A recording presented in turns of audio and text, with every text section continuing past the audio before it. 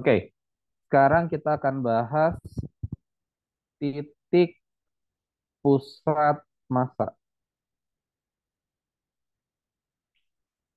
Nah, untuk mendapat gambaran yang jelas tentang titik pusat massa ini, aku akan berikan satu skenario dengan materi pelajaran matematika yang aku rasa lumayan lumrah sejak SMP dipelajari oleh siswa SMA. Karena asumsinya ini kita benar-benar belajar dari dasar, ini kayak kelas nol, persiapan untuk sebelum masuk persiapan OSK bahkan. Jadi aku coba membuat skenario yang benar-benar bisa dipahami oleh orang awam. Minimal dia lulus SMP, dia pernah belajar materi inilah. Lancar atau enggaknya itu urusan kalian ya. Tapi setidaknya requirement-nya kalian dengan masuk SMA kalian pernah belajar ini. Nah, apa materi itu? Materinya adalah tentang rata-rata. Jadi materi statistik rata-rata dan spesifik lagi rata-ratanya itu materi apa? Rata-rata campuran. Oke.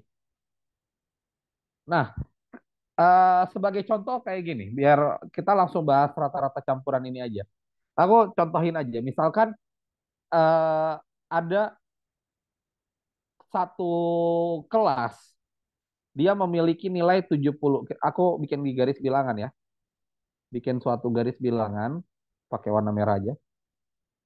Nah, ada satu kelas, nilainya itu adalah 75. Di kelas lain, ada yang mempunyai nilai misalkan 80. Oke, misal di kelas yang warna merah yang memiliki nilai 75 itu ada satu orang, dan di kelas biru yang memiliki nilai 80 itu ada satu orang juga. Maka kalau ditanya berapa rata-ratanya, sudah jelas secara analitik dan secara terkaan dasar kita akan langsung menerka bahwa rata-ratanya ada di tengah-tengahnya. Kenapa? Simetris. Yang 75 satu orang, yang 80 satu orang. Jadi ketariknya itu rata di tengah gitu. Oke. Ya terka aja berapa nilai tengah antara 75 dan 80? Mungkin sekitar 78 atau 77,5.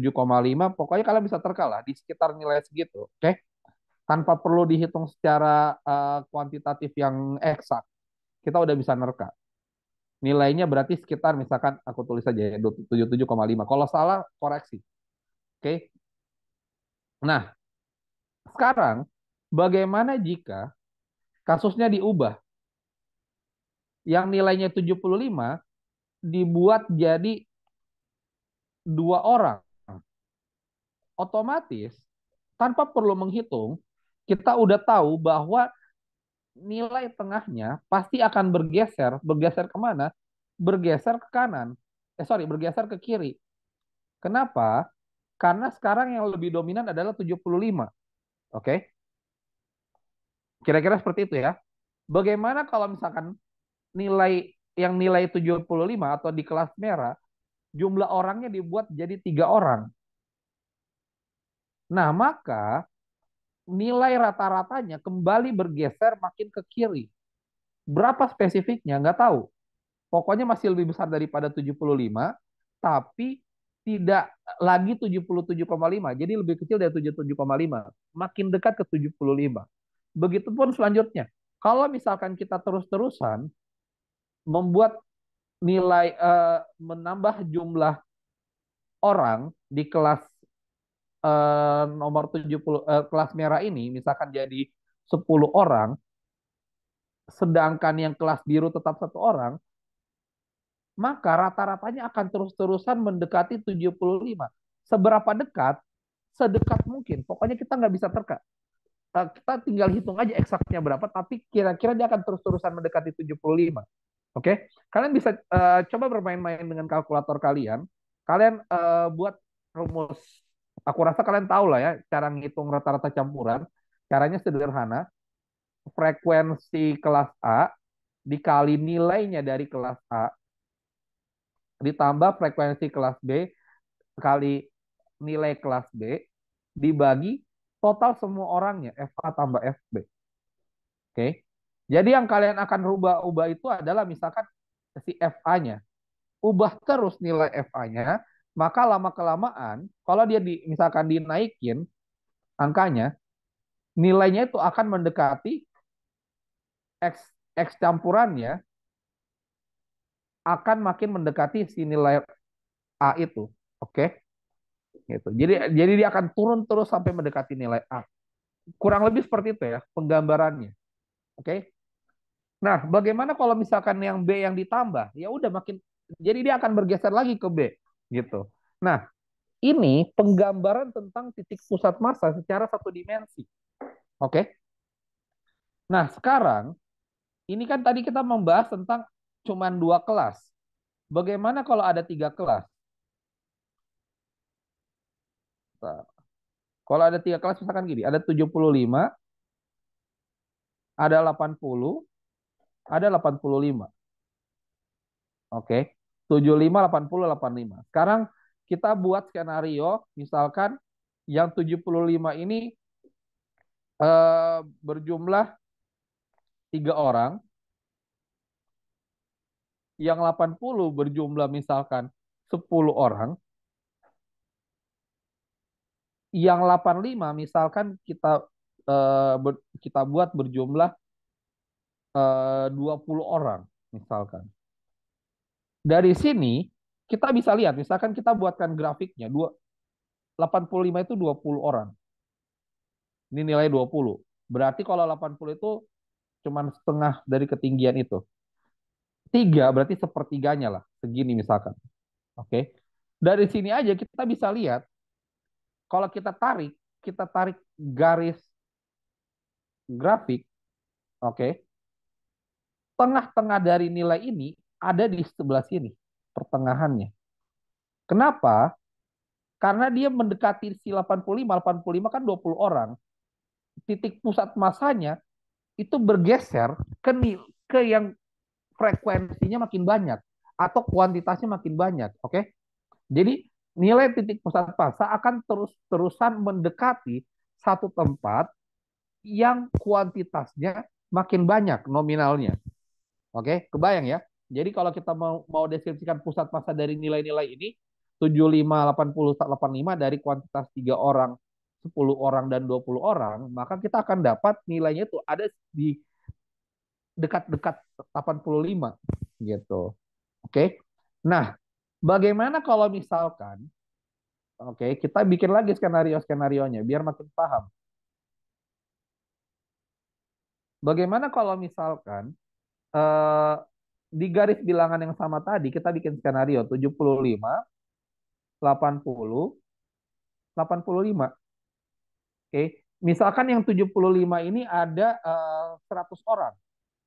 Kita bikin nilainya ekstrim sekalian ya. 100 orang. Yang 80 misalkan nilainya cuma 2 orang. Yang 85 nilainya itu misalkan ada eh, misalkan 80 orang. Oke. Sekarang kita bikin grafiknya. Aku taruh di bawah aja grafiknya. 75 kalau 100 orang berarti misalkan 100 orang segini. Oke. Yang 80 dua orang itu kecil banget misalkan di sini, tipis di sini. Oke. Yang 80 misalkan 80% dari ini. Tingginya kira-kira segini. Yang 85 ya. 85 misalkan tinggi segini. Nah, kalau kita buat grafik penggambarannya, kira-kira kayak gini grafiknya. Oke.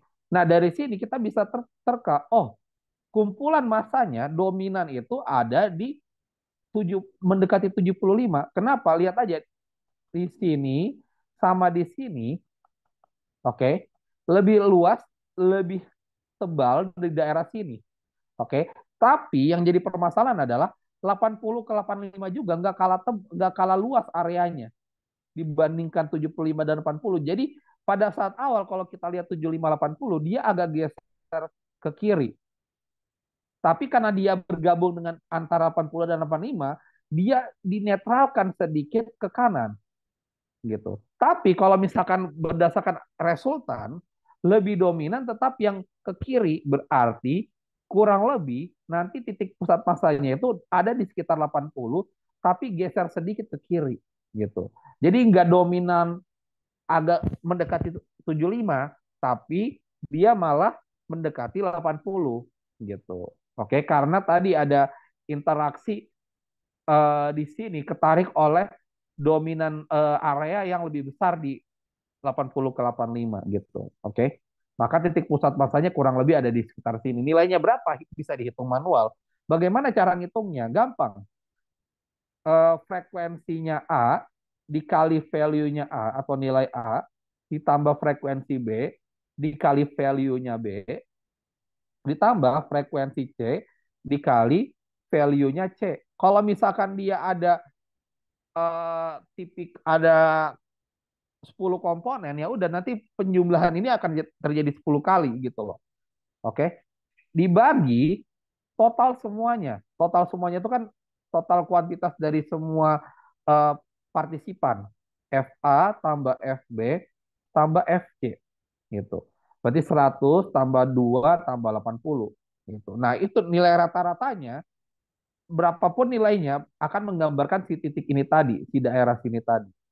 Oke. Nah, itu cara kita untuk bisa memahami titik pusat massa. Oke.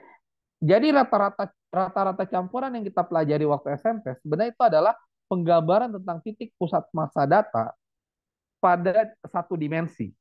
Oke. Nah, kalau di fisika ketimbang satu dimensi, kita biasa bekerja dengan eh, objek yang berdimensi luas atau volume. Sebenarnya ada juga dimensi panjang, yaitu misalkan tongkat gitu. Oke, jadi kalau kita ngebayangin tongkat sebenarnya bisa kita bayangin seperti kita menghitung nilai-nilai kayak gini juga. Oke, kira-kira seperti itu ya cara kita memahami titik pusat massa.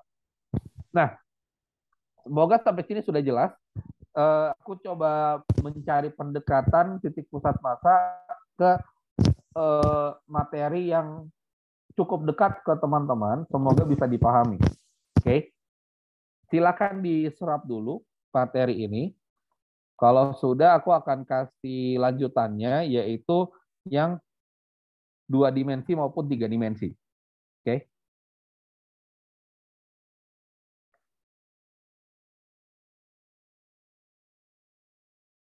Nah, kita lanjut. Sekarang kita akan bahas yang 2 dimensi. Kalau 2 dimensi, 2 dimensi. Berarti kita akan membahas daerah berupa bidang. Bidang atau area. Nah, ciri khas dari 2 dimensi, oke, itu dia harus punya area.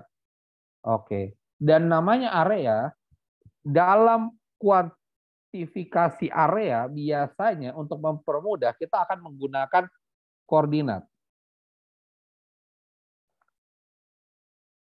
Ada bermacam-macam koordinat yang perlu teman-teman kuasai di fisika, spesifik di Olimpiade Fisika.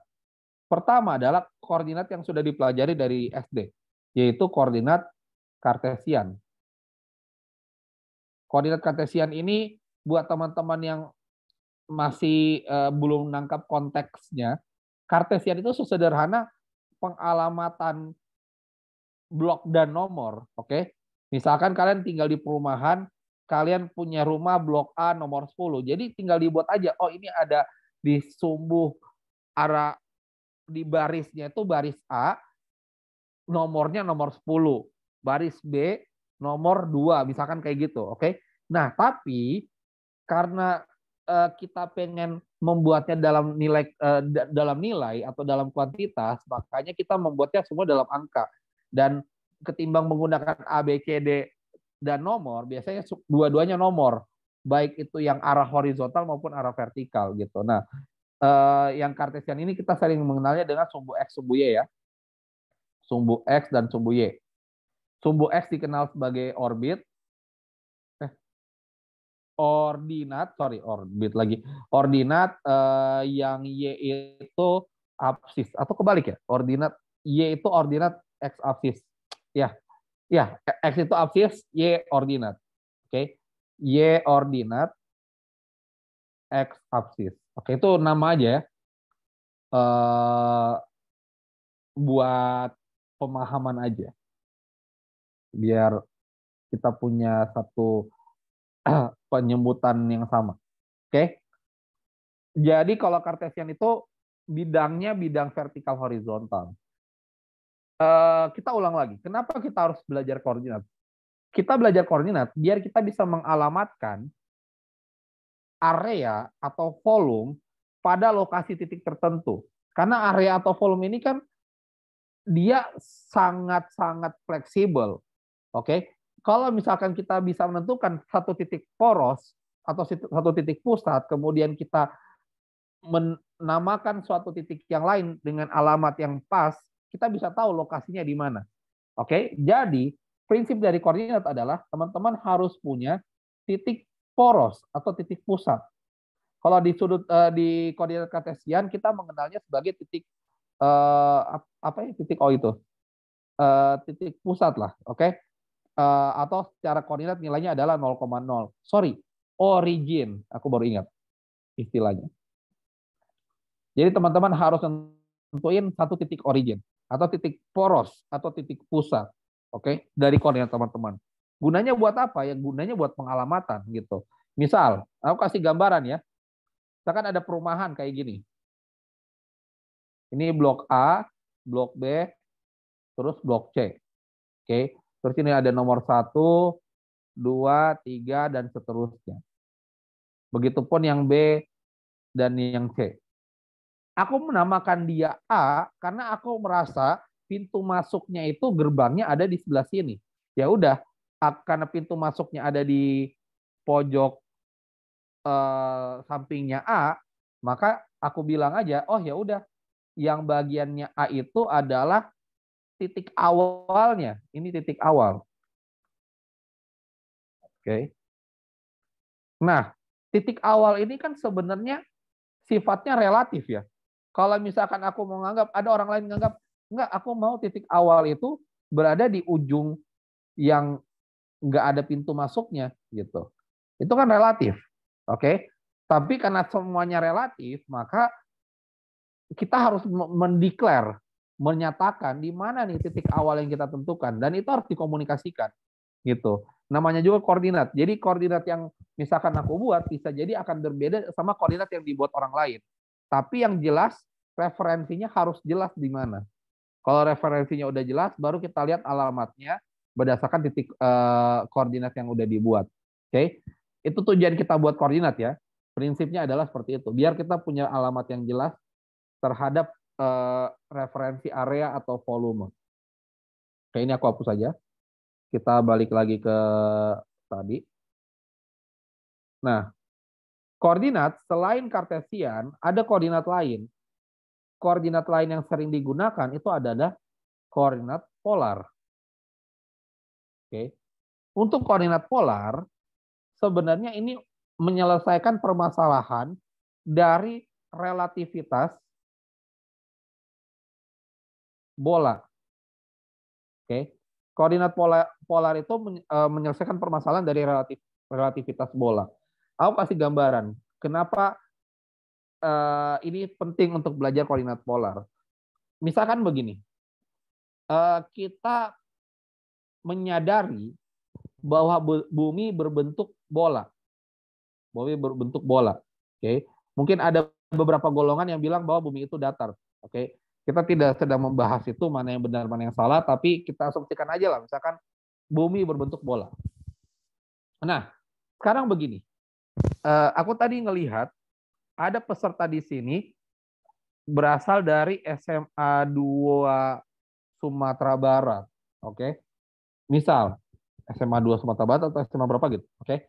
Misalkan dia dari SMA dari Sumatera Barat lah. lokasi Sumatera Barat itu misalkan ada di titik warna merah di bola ini. Oke. Sedangkan misalkan ada teman kita yang lain, misalkan sedang di luar negeri, misalkan sebut aja sedang di Turki. Posisi Turki misalkan sebelah sini. Ini contoh aja ya, relativitas utara baratnya kita abaikan aja. Nah, sekarang gini, kalau misalkan orang yang di Sumatera Barat atau yang berwarna merah sedang memandang ke atas, oke, sedang memandang langit, maka dia bilang dia memandang ke atas. Sedangkan orang di Turki, kalau dia misalkan bilang dia sedang memandang ke atas, dia sebenarnya sedang memandang langit yang sama gitu loh, oke? Tapi karena kita berada di wilayah bola, maka sebenarnya pandangan lurus ke atas antara orang yang di garis di tempat merah sama di tempat biru itu kan pandangan ke atas yang berbeda. Oke, jelas ya. Tapi kita akan bilang kita sama-sama menghadap ke atas. Nah, pertanyaannya, atas yang mana yang benar? Yang warna merah atau yang warna biru? Dua-duanya benar. Nah, berarti kita harus bisa memahami relativitas bola ini dengan lebih clear gitu loh. Kita nggak mungkin membuat relativitas bola atau pengalamatan bola menggunakan koordinat kartesian. Bisa-bisa aja, tapi pada kasus ini itu akan menghasilkan dampak yang buruk, dampak yang membingungkan. Oke, kalau misalkan aku bilang gini, ini sumbu X, ini sumbu Y. Misalkan aku bilang, yang di Turki sedang memandang langit di arah sumbu X, yang di Sumatera Barat sedang memandang langit di arah sumbu Y.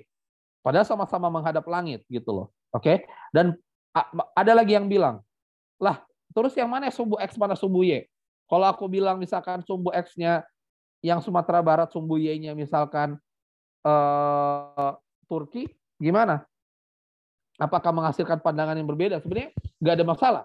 Karena emang nggak cukup nih kita menjelaskan tentang arah langit menggunakan kartesian. Oke? Yang jelas, satu hal yang unik dari koordinat bola itu adalah kita dengan mudah menentukan di mana pusatnya. Pusatnya adalah pusat bola. Oke? Tapi kita akan kesulitan untuk menggunakan koordinat kartesian biasa. Makanya kita akan menggunakan koordinat polar. Nah, bagaimana penggunaan koordinat polar ini? Kita nggak perlu lagi menggunakan sumbu X-nya tadi. Oke, aku hapus ulang yang sumbu X-nya ini. Yang diperlukan untuk koordinat bola itu adalah relativitas terhadap arah. Pokoknya kita akan bilang arah tegak lurus ke atas dari lantai kita itu adalah arah yang satunya. Arah yang lainnya adalah arah lantai kita, arah bumi kita. Lingkaran itu kan pasti ada sisi bumi yang dimana dia kalau ditarik garis lurus gini kan. Oke.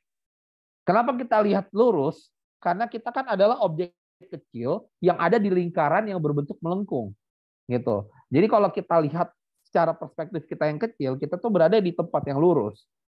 Sama aja kalau kayak kalian misalkan ada gambar dengan format vektor, kalian gedein gambarnya, kalian lihat garis lingkarannya, garis lingkaran itu biasanya tersusun dari garis-garis lurus kecil, tapi yang disusun-susun sehingga kalau dilihat dari jauh kelihatan kayak lingkaran. Nah, kurang lebih kayak gitu relativitasnya. Oke. Jadi yang di bagian lantai ini adalah salah satu sumbunya. Sumbu yang lain adalah sumbu ke arah langitnya. Oke. Sumbu ke arah langit ini sering kita sebut sebagai sumbu radial. Kenapa? Karena dia keluar dari pusat bumi, ditarik ke atas lurus. Gitu. Ingat sifat dari lingkaran. Lingkaran itu kalau ditarik garis dari pusatnya, dia akan jari-jarinya akan terus lurus dan tegak lurus sama garis singgung lingkaran. Oke, itu sifat-sifat geometri yang udah dipelajari di SMP ya. Nah, kita mengenalnya kalau di fisika sebagai arah radial. Arah yang berkaitan sama arah jari-jari. Oke, arah jari-jari, arah radial. Arah radial itu kan kalau sumbu X-Y biasanya kalau absisnya ke kanan kita bilang positif, kalau ke kiri X-nya negatif. Kalau ordinat atau sumbu Y kalau ke atas vertikal ke atas positif, vertikal ke bawah negatif gitu. Nah, kalau misalkan di koordinat polar, arah radial itu kalau dia keluar dari lingkaran, oke, misalkan ini sisi lingkaran. Kalau misalkan dia cenderung keluar dari pusat lingkaran, kita bilang arah radial positif. Oke, kita tulisnya biasa kayak gini, R positif. Oke. Nah, kalau misalkan dia menuju ke pusat lingkaran, itu arah radial negatif. Oke. Kalau sumbu X dan sumbu Y, cara menuliskan komponen unit vektornya itu biasa X topi atau Y topi.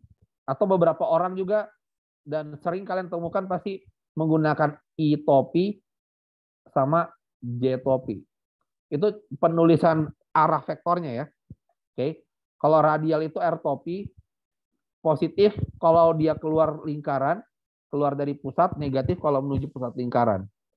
Oke. Nah, dan berikutnya arah yang berkaitan sama arah lantainya atau arah garis singgung lingkaran itu kita sebut sebagai arah tangensial.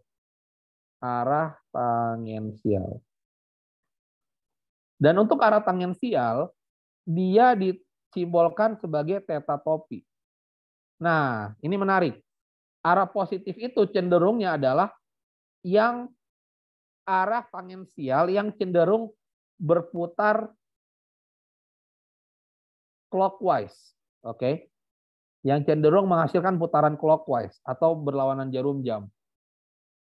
Clockwise, anti clockwise, sorry. Yang cenderung menghasilkan putaran anti clockwise atau berlawanan jarum jam. Nah, itu adalah arah tangensial positif. Tangensial negatif adalah arah sebaliknya. Nah, pada akhirnya di koordinat polar ini teman-teman akan lihat bahwa oh, sebenarnya ini mah sumbu XY biasa. Benar, sumbu XY biasa. Tapi teman-teman harus sadar bahwa sumbu XY ini tidak lagi kaku melihat arah vertikal horizontal seolah-olah misalkan kita ambil seperti ini. Arah vertikal horizontal udah saklek gitu. Yang ke arah atas positif, ke arah horizontal negatif. Nah, masalahnya gini. Kalau kita berada di dalam permukaan bumi atau di atas permukaan bumi, kan kita tidak bisa melihatnya kalau misalkan kita ada di objek di luar bumi. Kalau kita di objek di luar bumi, mungkin kita bisa lihat sumbu XY kartesian biasa. Tapi kalau kita ada di bumi, kita nggak bisa lagi nih pakai sumbu kartesian biasa. Kita harus punya perspektif terhadap bumi dan langit gitu. Jadi antara orang di Sumatera Barat dan orang di Turki, cara memandangnya itu sama, langit dan bumi. Tapi kalau misalkan digabungkan seolah dilihat dari luar angkasa, sebenarnya ini secara relatif berbeda gitu loh. Oke. Tapi kan yang mau ditinjau adalah spesifik pada saat di Turki gimana, pada saat di Sumatera Barat bagaimana gitu. Jadi tinjauannya jadi lebih enak gitu untuk orang yang ada di permukaan bumi atau objek yang ada di permukaan melengkung. Gitu. Itu keunggulan dari koordinat polar. Jadi dia akan mempermudah kita untuk memahami relativitas bola. Oke. Koordinat kartesian bisa dibentuk jadi 3 dimensi. Dia 3 dimensi kalau ada tambahan dimensi ketiganya atau dimensi yang membuat volume. Sama juga dengan koordinat polar. Dia bisa dibentuk jadi 3 dimensi juga, akan menjadi 3 dimensi. Nanti kalau misalkan ada sisi yang membuat si lingkaran ini menjadi bola gitu. Nah, bagaimana nanti penjabarannya mungkin tidak akan dijelaskan lebih detail di sini. Tapi teman-teman bisa antisipasi nanti kalau udah belajar ini pasti bisa dibentuk nih. Kartesian 3 dimensi, polar 3 dimensi. Kalau kartesian gampang lah membayangkannya, tinggal tambah sumbu Z. Tapi yang polar ini bagaimana dia jadi 3 dimensi itu mungkin agak sedikit membingungkan. Tapi siap-siap aja, nanti kalian akan belajar juga kok. Oke, pada saatnya. Gitu. Oke. Nah, apakah koordinat cuman ada 2 hal ini, kartesian sama polar? Sebenarnya tentu saja tidak. Ada koordinat-koordinat lain lagi, tapi ini cukup untuk sebagai gambaran awal, pegangan awal, untuk belajar tentang koordinat. Paling penting belajar koordinat itu nanti kepake di pusat massa, itu penting banget. Gitu, oke? Tadi kita udah bahas pusat massa itu kan kita pengen tahu dari sekumpulan data atau dari sekumpulan objek, titik yang mewakili seluruh objek itu ada di mana sih? Rata-ratanya di mana sih? Jiwa inti dari objek itu ada di mana gitu loh. Oke. Nah, tapi kan untuk mengetahui itu berarti kalian harus punya referensi alamat. Nah, untuk memahami referensi alamat, teman-teman harus belajar koordinat gitu. Oke. Nah, dan koordinat itu tentu paling dasar dibentuk dari 2 dimensi dulu. Oke. Sekarang aku akan ajari titik pusat massa untuk 2 dimensi. Gampang sebenarnya. Gini. Misalkan ada bentuk, ini bentuk sederhana lah ya. Ini bentuk yang sering banget keluar di soal-soal ujian sekolah. Oke. Misalkan ada bentuk kayak gini. Ada bidang berbentuk L. Nah, pertanyaannya, di mana titik pusat massanya? Oke. Sebelum kita melakukan perhitungan, oke, kita bisa terka di mana titik pusat massanya. Kita bisa lihat seperti ini. Oke, kita akan misalkan kita tanpa melakukan pembagian apapun ya. Kita nggak usah bagi dulu kertasnya, kita langsung terka aja. Kayaknya sih titik pusat massanya ada di sisi sebelah sini. Kayaknya ya. Misalkan asumsinya. Asumsi karena sisi bagian sini lebih panjang. Oke. Sisi bagian sini kayaknya salah nih. Titik pusat massa, kalau argumennya kayak gitu berarti titik pusat massanya kemungkinan agak geser ke bagian. Oke. Oke, kenapa? Karena misalkan di sini agak lebih panjang ke sini, jadi tentu dia akan cenderung condong ke kanan, dan karena di bagian kiri ada tambahan massa juga, jadi dia akan cenderung jatuh ke kiri bawah juga gitu. Jadi ya terkaan kayak gitu, oke? Ini kalau kita pakai metode terka-terka. Nah, kalau kita mau mempermudah pengerjaan ini, kita bisa bagi gambar ini menjadi 2 bagian. Kita bagi aja, misalkan aku baginya kayak gini. Potong di sini. Oke. Ini adalah bagian A, ini bagian B gitu. Oke, misal kalau dibentuk kayak gitu, misalkan bagian A-nya ini luasnya 70 meter persegi. Yang B luasnya misalkan kalau dilihat kayak gini misalkan 60 meter persegi. Oke, 70 60. Nah, sekarang kita mau tentuin titik pusat massanya. Nah, untuk mengetahui alamat titik pusat massa, namanya kita mau ngitung alamat, kita harus bikin koordinatnya. Nah, kunci dari bikin koordinat adalah tentuin dulu di mana titik pusat referensinya, di mana semua perhitungan dimulai.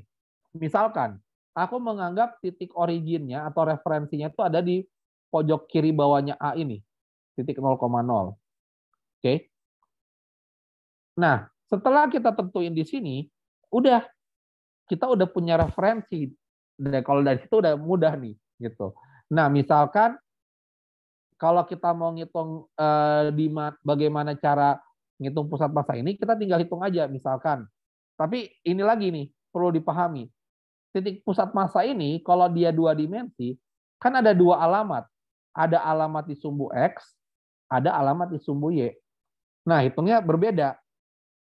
Kalau hitung alamat di sumbu X, berarti kita akan menggunakan nilai X-nya A di mana, alamat pusat massa A di mana, dikali misalkan luasnya 70, ditambah alamat pusat massa B di mana. Oke, dikali misalkan 60 sesuai di situ nilainya. Dibagi luas totalnya 70 tambah 60. Oke, misalkan aku kasih nilai ya. XA itu misalkan nilainya adalah 5 meter. Berarti ini yang A ini 14. Oke, 14 meter. Nah, terus yang ini 60 ke sini misalkan ini adalah 10 meter. Yang ini 6 meter. Oke, kita mau cari nilai X pusat massanya. Gini ya, jadi XA tadi alamatnya A dikali luasnya A ditambah alamatnya B secara nilai X ya, karena kita mau ngitung nilai X. Itu dikali luasnya B dibagi luas total. Nah, bagaimana menentukan X sama XB? Asumsi gini, biasanya soalnya gini. Dia homogen. Oke, ada istilah baru lagi nih, homogen.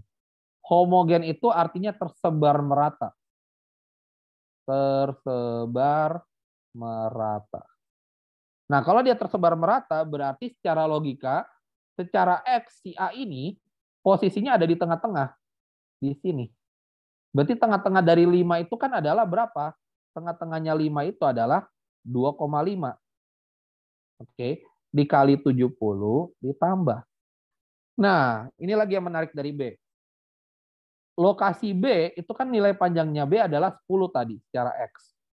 Berarti tengah-tengahnya adalah 5. Tapi 5 itu kan diukurnya bukan dari titik alamat, bukan dari titik 0, tapi diukur dari awalnya mulanya B di sini. Ingat, X pusat massa ini dihitungnya terhadap titik origin atau titik awal koordinat. Jadi si 5 tadi itu ditotalin aja lagi sama 5-nya si A ini. Oke, itu kan jarak pusat massanya B. Oke. XB-nya adalah 5 tambah 5 berarti 10 dikali 60 bagi 70 tambah 60. Oke. Kita coba terka ya. Kita bukan terka, kita coba hitung biar kita dapat gambaran di mana pusat massanya. 2,5 kali 70 ditambah 10 kali 60. 600 140 175 ribet lah ya. 175 tambah 600. 775 bagi 130. Berapa tuh? 775 130. 69. Oh, ribet. 13 kali 6. 775. Oke, 13 kali 6. Sekitar 6 ya. Sekitar 6 komaan. 6, sekian meter. Oke, kalian bisa hitung pakai kalkulator. Kayaknya mendekati 6. Oke. Kalau mendekati 6, berarti secara pusat massa, nilai X itu ada di sekitar nilai sini. Ada di daerah 6 itu, kalau diukur dari 0,0, 6 itu ada di sini. Jadi daerahnya sekitar sini. Nah, spesifik di mana, kan kita belum tahu. Karena kita baru ngitung yang X-nya doang. Berarti sekarang yang kita butuhkan adalah menghitung yang Y-nya. Oke. Menghitung Y pusat massa, bagaimana caranya? Y pusat massa, caranya sama kayak yang X tadi.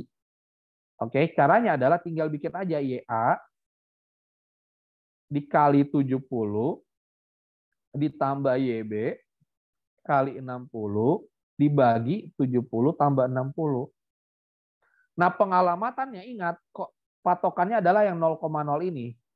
Oke, berarti kalau A secara Y, dia kan posisinya karena dia homogen tadi tersebar merata, berarti tengah-tengahnya itu adalah ini nih, 7 meter. Oke, berarti YA-nya itu adalah 7 kali 70. Ditambah YB-nya berapa? Nah, sisi lebarnya B ini kan 6. Berarti kan tengah-tengahnya adalah 3. Tengah-tengahnya 3 meter. Tapi ingat, 3 meter ini kan diukurnya dari bawahnya B. Tidak dari nilai 0 di alamatnya tadi. Di originnya, berarti ditambahin lagi. Tambah sisi ininya. Oke. Nah, sisi ini berapa? Kalau ini 6, 14, berarti sisi ini kan 8 meter. 8 tambah 3, 11. Berarti YB itu alamatnya di 11 dikali 60 per 70 tambah 60.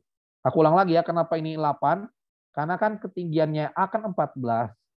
Ketinggian lebarnya B ini kan 6. Berarti kan sisanya 8. Nah, dapat 11 karena posisi tengah-tengahnya B itu kalau secara vertikal ada di nilai 3. Gitu. Oke. Nah, udah.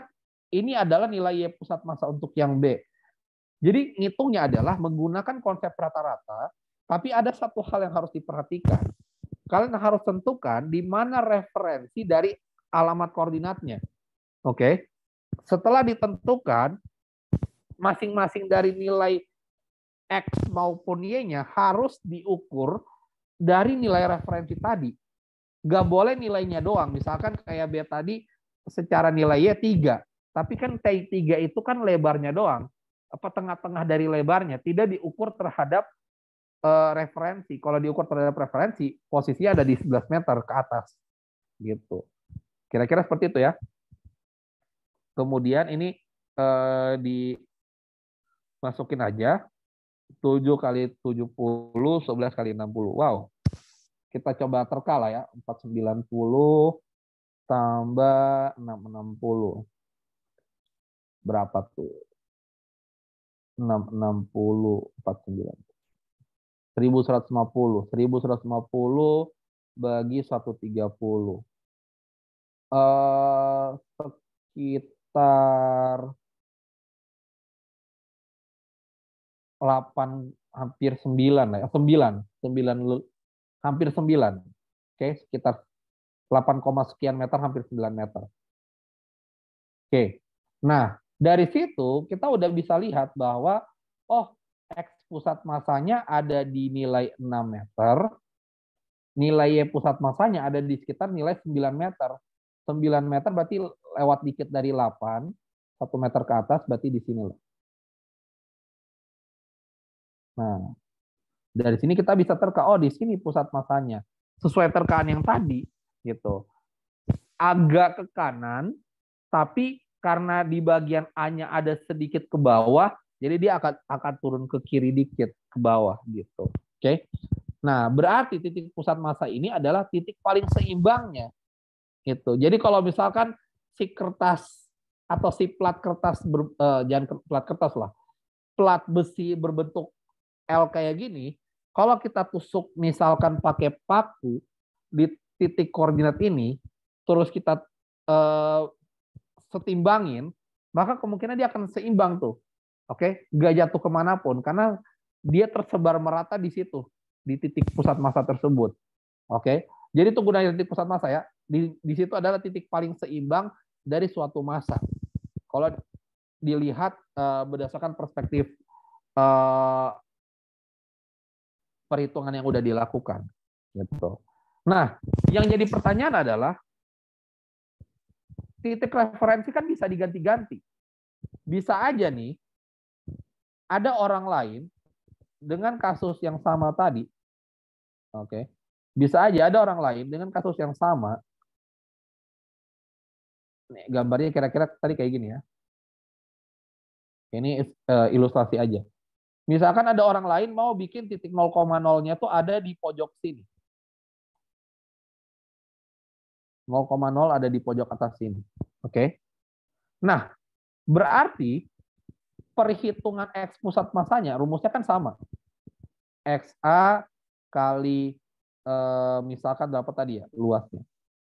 XA kali 70 ditambah XB kali 60 dibagi 70 tambah 60. Nah, berarti XA sama XB-nya berubah dong. Kalau misalkan titik koordinatnya diubah di sini. Berubah. Oke. Nilai XA-nya, nilainya akan berubah. Begitupun nilai XB. Nilai X pusat massanya, nilainya akan berubah. Ingat, nilai ini bergantung terhadap referensi ini. Tapi ada satu hal yang perlu diingat. Bahwa lokasinya tidak berubah. Gitu. Lokasinya tetap akan berada di nilai sini tadi. Oke. Yang berbeda adalah nilainya berubah. Nilainya yang tadinya nilai X tadi berapa tuh? X pusat massa tadi dapatnya 6, sekitar 6 meter. Berarti kalau misalkan yang kayak gini, nilai X pusat massanya 5, 10. Oke. Nilai X pusat massanya akan menjadi sekitar minus 9 meter. Kenapa kayak gitu? Kenapa jadi minus 9 meter? Karena lokasi pusat massa nggak mungkin berubah. Benda yang sama nggak mungkin pusat massanya berubah. Yang akan terjadi adalah nilainya berubah, tapi kan referensinya bukan dari referensi yang sama, referensinya ganti gitu. Nilainya akan berubah, tapi titik pusat masanya akan titik pusat yang sama. Itu kan logis ya. Oke. Semoga dipahami ya. Referensinya 0,0-nya berubah, yang tadinya di pojok kiri bawah sekarang diganti jadi pojok kanan atas. Oke. Otomatis nilai X pusat masanya pun berubah. Tapi lokasi pusat massa tidak mungkin berubah. Gitu. Jadi aku kasih penekanan nih. Nilai pusat massa bisa berubah.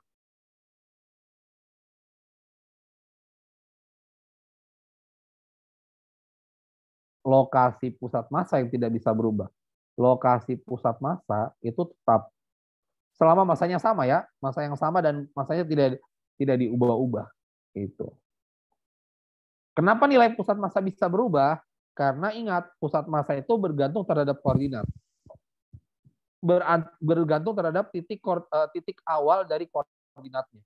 Oke. Sedangkan kalau objeknya sama, ya pusat massanya tetap lokasinya, nggak mungkin berubah gitu. Seperti tadi kayak pengalamatan blok rumah. Kalau menurut orang misalkan perhitungan blok A dihitung dari pintu masuk, ya berarti begitu perhitungannya orang. A itu dekat pintu masuk, B, C, dan seterusnya. Sedangkan kalau misalnya ada orang lain, nggak mau. Aku maunya perhitungan awal itu blok A dihitung dari yang paling ujung, yang nggak dekat, yang paling jauh dari pintu masuk. Ya bisa-bisa aja. Tapi lokasi rumah orang ini bisa aja tetap berada di situ, tetap sama lokasi rumah orang tersebut, tapi karena ada pertentangan tadi soal alamat, bisa berubah tuh alamatnya, tapi lokasinya tetap sama gitu. Oke. Nah, jadi kuncinya gimana? Kuncinya adalah teman-teman tidak ada masalah untuk menentukan lokasi untuk titik origin, lokasi koordinat, lokasi dasar dari koordinat itu nggak ada masalah mau tentukan dimanapun. Oke. Jawaban teman-teman nilainya beda nggak ada masalah. Yang penting lokasinya kalau ditelaah itu menunjukkan lokasi yang sama gitu. Oke, itu trik dari ini ya, trik utama dari pusat massa yang perlu teman-teman perhatikan karena hal ini kadang kalau misalkan teman-teman cuma tahu ngitungnya tapi tanpa tahu konteksnya itu sering banget terjadi kesalahan gitu. Sering banget nggak paham konteks tapi tahu ngitung doang. Oke, itu kira-kira tentang pusat massa dan pusat massa itu bisa bisa dinyatakan pakai satu dimensi, dua dimensi maupun tiga dimensi. Mau dia dua dimensi, misalkan ngitung X dan Y, caranya sama aja, tapi perspektifnya doang yang diganti. Kalau yang ngitung X berarti perspektifnya harus terhadap sumbu X, kalau ngitung Y perspektifnya harus terhadap sumbu Y. Begitupun nanti kalau di koordinat polar. Kalau terhadap arah radial ya udah perspektifnya arah radial. Koordinatnya berdasarkan arah radial. Kalau arah tangensial ya ganti ke arah tangensial. Gitu. Oke, itu tentang pusat massa. Kita jeda dulu. Oke, kita akan bahas kinematika gerakan melingkar. Jadi misalkan gini, ciri dari benda yang bergerak melingkar, oke, itu kan berarti namanya bergerak melingkar, berarti kita mendeskripsikan dia melingkari sesuatu. Berarti kita mendeskripsikan bahwa ada wilayah atau ada titik yang dia putari. Nah, titik tersebut kita definisikan sebagai titik pusat lingkaran. Atau titik pusat lingkaran ini kita misalkan gini. Pada saat awal kita melihat gerakan melingkar ini menggunakan koordinat vertikal dan horizontal. Oke, koordinat kartesian. Ini adalah titik 0,0-nya. Tapi ingat kalau dia bergerak melingkar itu kan yang jadi masalah adalah referensi 0,0-nya itu di setiap titik pengalamatannya itu akan mudah bagi orang yang melihatnya di luar lingkaran. Tapi bagi orang yang ada di dalam lingkaran atau orang yang sedang melingkar tersebut, oke, ada di lintasan lingkaran, dia perlu perspektif yang lebih clear. Misalkan tetap dia sedang menuju pusat lingkaran atau dia sedang keluar pusat lingkaran, dia sedang mengelilingi atau sedang atau seperti apa gitu. Dia harus punya perspektif yang clear. Nah, makanya nanti akan ada perubahan dari koordinat kartesian diubah ke koordinat polar. Oke. Sebagai awal kita gambarkan di koordinat kartesian dulu karena lebih mudah gitu. Misalkan posisi awal dari objek itu ada di suatu titik di sini. Oke. Dia punya kecenderungan gerak itu misalkan berlawanan arah jarum jam atau anti clockwise. Nah, sekarang kita coba tarik aja misalkan dari titik 0,0 ini kita tarik garis posisinya itu seperti ini. Oke. Nah, karena ini perspektifnya sebenarnya dilihat dia melintas pada lintasan lingkaran, berarti kita bisa bilang bahwa dari 0,0 ke posisi benda tersebut itu kan adalah radius atau jari-jari. Oke. Radius atau jari-jari sering disimbolkan menggunakan R. Oke. Nah, ini adalah arah R-nya. Sorry, arah R-nya. Nilai R-nya, nilai jari-jarinya. Dia mempunyai nilai jari-jari sebesar R. Oke. Kalau dalam perspektifnya koordinat polar, ingat koordinat polar itu apa? Yang tadi kita sudah pelajari. Koordinat polar adalah perspektif koordinat yang dibuat oleh objek yang sedang berada di lintasan lingkaran, gitu. Oke. Di mana arahnya itu ada dua, radial sama tangensial. Radial itu keluar dari lingkaran, oke, keluar dari pusat lingkaran. Kalau misalkan dia positif, kalau menuju ke pusat lingkaran dia radial negatif. Terus yang tegak lurus dengan radial adalah tangensial. Tangensial, kalau dia cenderung gerakannya itu anti clockwise, dia adalah tangensial positif. Kalau clockwise, tangensial negatif. Gitu. Oke. Nah, berarti posisi objek ini gitu. Kita bisa bilang bahwa dia berada pada arah radial gitu. Kenapa? Karena dia punya nilai jari-jari R berada pada arah radial. Arah radialnya kayak gimana sih? Arah radial itu kalau ditarik garis arah radialnya. Oke, ini adalah arah radial. Oke, kalau ini tadi arah sumbu X dan sumbu Y, nah ini adalah arah radial. Arah tangensialnya yang ini, arah geraknya itu, arah tangensial. Gitu. Oke, berarti penulisan posisi dari objek gerak melingkar ini, posisinya S-nya itu berada pada nilai R, angkanya nilainya R berada pada arah radial. Penulisan ini sebenarnya sederhana. Oke, ini kalau misalkan kalian bingung sama penulisan posisi ini posisi ya, posisi benda untuk gerak melingkar. Jadi kalau benda bergerak melingkar, posisinya itu adalah jaraknya berapa sih dari pusat lingkaran, udah itu nilainya dan taruh aja nilai arah radial gitu. Karena kita nggak bisa tuh menentukan arah tangensial gitu. Karena kan ingat perspektif koordinat polar itu perspektif lokal di objek yang berada di permukaan lingkaran gitu. Oke? Jadi kita tidak akan bilang lagi saya ada di Sumatera Barat, saya ada di Turki, enggak, kita ada di permukaan bumi gitu. Jadi dia perspektifnya lokal aja berdasarkan orang tersebut ada di mana gitu. Oke? Seperti itu ya. Jadi dia cuma bisa dinyatakan pakai arah radial, nggak bisa dinyatakan pakai arah tangensial kalau koordinat polar gitu. Oke? Nah, sekarang bagaimana maksud dari penulisan R dan R topi ini? Aku nyebutnya ini R topi ya. Ini sebenarnya sederhana aja. Misalkan ada koordinat kartesian kayak gini. Sumbu Y, sumbu X. Ini titiknya di sini koordinatnya. Ini 5, ini 3. Misalkan ini adalah titik P. Maka ini kan kita akan tulis kayak gini. Ini vektor ya. Vektor V. Maka vektor V itu akan bernilai 5i tambah 3j. atau 5X topi ditambah 3Y topi. Tuh. Apa maksudnya? Jadi si nilai vektor V ini, oke, dia berada pada posisi 5 di arah X, 3 di arah Y dari koordinat pusat 0,0 gitu.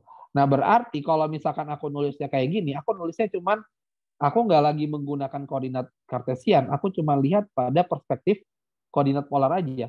Dia ada arah radial dari titik pusat lingkaran, oke, besarnya R berada pada arah radial gitu. Oke. Jadi gini, kalau bagaimana kalau misalkan dia ada di posisi sini, oke?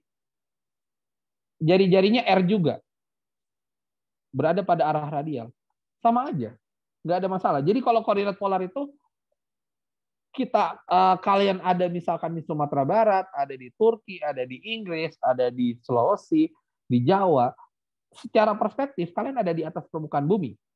Kalian melihat ke atas ke langit, di bawah kalian terhampar bumi. Udah kayak gitu aja. Jadi dilihatnya secara lokal aja gitu. Ingat kalau polar itu dilihat secara lokal, di mana objeknya berada di mengelilingi objeknya ada di garis lingkaran, sedangkan kalau kartesian dilihat itu seolah-olah dari luar, kayak di luar dia dilihat dari luar angkasa gitu loh. Oke. Nah, makanya penulisan posisi pada koordinat polar itu hanya menggunakan arah radialnya doang, tidak perlu menjelaskan arah tangensialnya di mana gitu. Oke. Semoga paham ya. Ini masih pengantar doang, pengantar vektor biasa.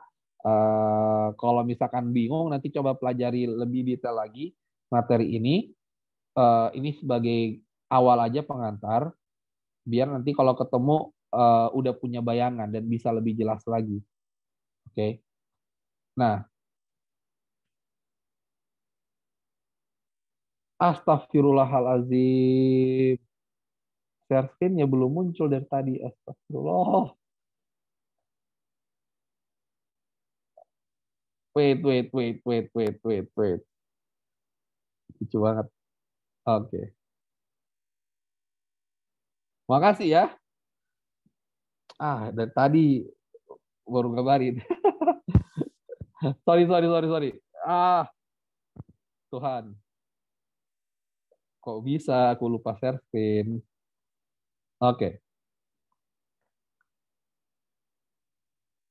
Nah, tar. Bagaimana cara aku menjelaskan ulang lagi? Oke.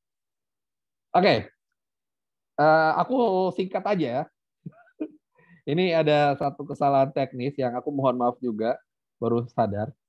Dan dengan kalian menegur berarti ada harapan kalian memperhatikan. Dan buat yang memperhatikan aku mau minta maaf terjadi kesalahan teknis ini. Jadi tadi aku mau jelaskan tentang bagaimana kita menentukan posisi benda pada benda yang mempunyai gerakan melingkar. Oke? Kalau benda bergerak melingkar, objeknya yang warna merah ya, objek benda warna merah, kita tidak lagi misalkan awalnya kan kita akan dengan mudah kita akan menentukan koordinatnya menggunakan koordinat kartesian. Tapi karena kita sadar bahwa koordinat kartesian tidak cukup relevan untuk gerakan melingkar, maka kita akan konversi koordinat kartesian tersebut ke dalam koordinat polar. Oke. Nah, pengalamatannya gimana? Pengalamatan posisinya seperti yang aku tunjukkan di sini. Misalkan si titik warna merah itu posisinya adalah berjarak R, berjarak radius dari 0,0 di arah radial gitu. Nah, bagaimana kalau misalkan dia berada di posisi sebelah sini? Ganti posisinya, oke? Di posisi satunya lagi. Nah, selama jari-jarinya sama, ya udah dia berada di posisi yang sama. Dia berada di garis lingkaran yang sama. Makanya kalau misalkan aku bilang tadi, kalau dia ada di Sumatera Barat, di Turki, di Inggris, di Sulawesi, udah posisinya akan sama selama jari-jarinya sama. Jadi kita ngelihatnya secara lokal aja. Di garis lingkaran selama jari-jarinya sama, koordinat polarnya lokasinya sama gitu. Oke. Jadi kita nggak perlu menunjukkan nilai posisinya berdasarkan arah tangensial. Karena kan kalau arah X tadi kita bisa tentukan ke arah X topi sama Y topi. Atau I sama J gitu. Kalau ini kita nggak perlu nilai posisinya kita tulis R topi sama theta topi. Ini yang berkaitan sama posisi ya. Untuk posisi kita nggak perlu menuliskan R topi sama theta topi. Kita tuliskan R topinya aja gitu. Ya itu untuk posisi doang. Kalau kecepatan dan percepatan beda cerita. Nanti kita akan bahas. Oke. Kira-kira seperti itu pengantarnya. Semoga jelas ya. Kalaupun nggak jelas ya udahlah. Maksudnya coba berusaha untuk pahami aja. Kita coba kembangkan si posisi benda pada gerakan melingkar ini untuk kita tinjau nilai kecepatan. Oke. Nah, untuk kita bisa dapat perspektif tentang kecepatan, kita coba tinjau dulu R topi sama X topi ini. Komponennya, kalau misalkan dilihat secara kartesian, seperti apa sih? Misalkan gini, R topi dan X topi, theta topi. R topi dulu. R topi kan kayak gini. R topi. Misalkan sudut R ini berada pada sudut theta. Terus tetanya nggak jelas. Oke. Berada pada sudut theta. Nah, berarti kalau R topi ini, kalau misalkan R-nya ini punya sudut theta, berarti R topi ini juga punya sudut theta nih. Terhadap siapa? Terhadap arah nanti X topi. Nah, tapi nanti arahnya berarti akan menjadi kayak gini. Ini kan X topi. Nanti di sini ada Y topi juga. Oke. Nah, di arah X topi, ingat R topi ini kan tidak punya unit ya. R topi itu tidak punya unit, tidak punya besar. Karena dia kalau diproyeksikan ke arah X topi itu adalah cos, kita akan tulis aja seperti ini. Cos theta X topi ditambah Y topi itu kalau diproyeksikan dari R ini R topi, dia adalah sin theta. Sin theta Y topi. Cos theta dikalikan siapa? Gak jelas. Karena gak punya besar. Ingat, R topi ini hanya arah. Oke? Hanya arah semata. Dia nggak punya nilai. Nilainya adalah R. Oke, tapi kalau misalkan yang didefinisikan adalah R topi, jadi sesuatu yang tidak punya dimensi dikali cos theta gitu. Oke.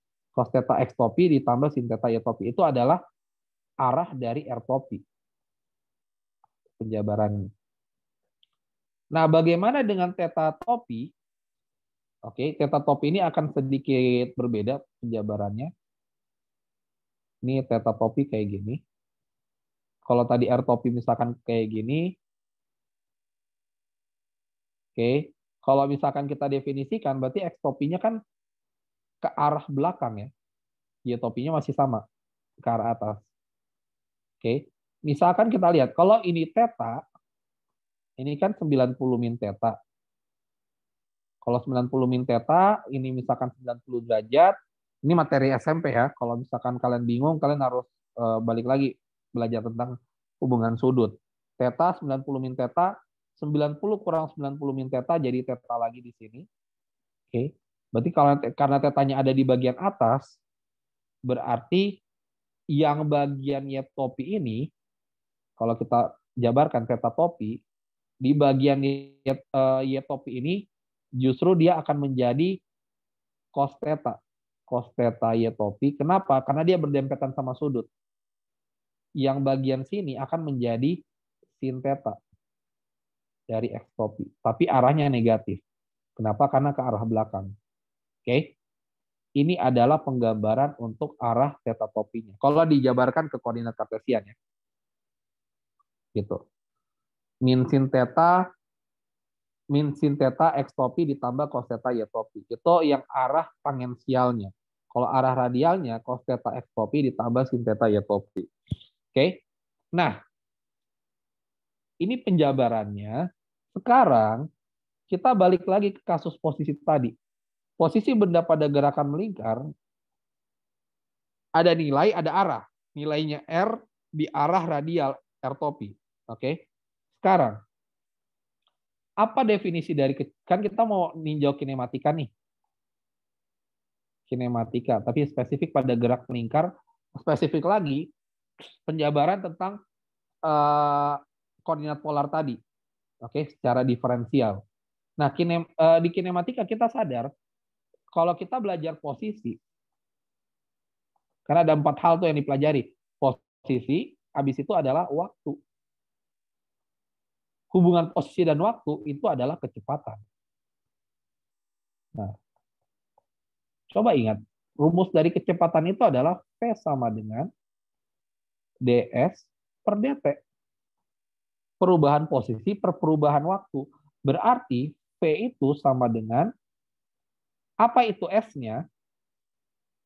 S-nya adalah R dikali R topi atau RR topi. Oke. Jadi ds per dt kalau ditulis d per dt dari R topi. Ini aku pernah kasih PR ke teman-teman. Coba pelajari aturan dari turunan kali. Ini kan bentuk perkalian nih, R kali R topi. Oke. Bagi yang sudah belajar pasti tahu turunannya jadi seperti apa. Tapi buat yang bingung nanti aku coba jelaskan ya. Aku langsung tunjukkan aja. Turunannya akan menjadi dr per dt kali R topi ditambah R dikali dr topi per dt. Gitu. Kalau misalkan ada U kali V berarti jadi U aksen V ditambah V aksen U. U-nya diturunkan dikali V yang nggak diturunkan, ditambah V yang diturunkan kali U yang nggak diturunkan. Gitu. Oke, kira-kira kayak gitu ya. Nah, ini adalah nilai kecepatannya. Sekarang nilai kecepatan ini akan coba kita uraikan. Bagaimana penguraiannya? Kita tuliskan. P sama dengan dr per dt. dr per dt. Oke. dr per dt itu berarti kan nilai kecepatan sebenarnya. Oke. dr per dt itu nilai kecepatan. Gini. Ada satu hal yang perlu aku tunjukin.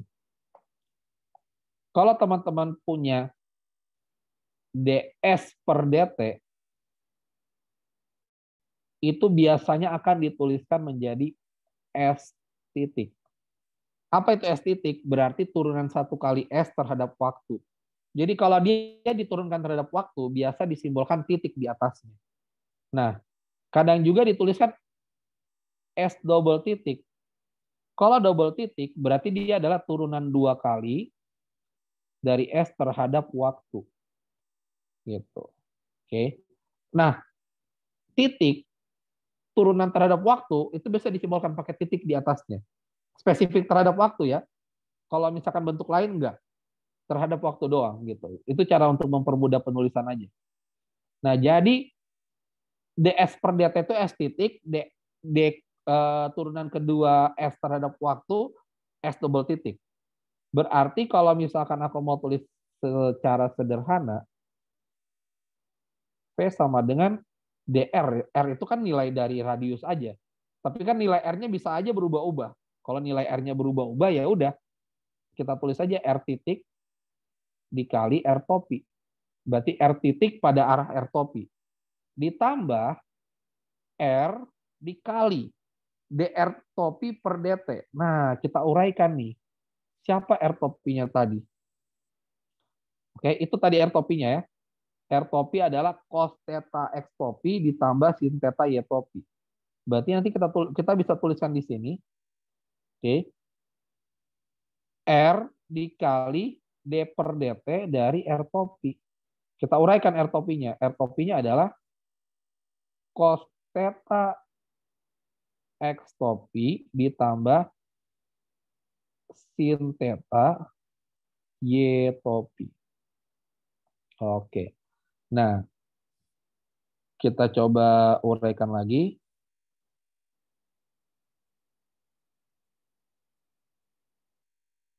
Oke.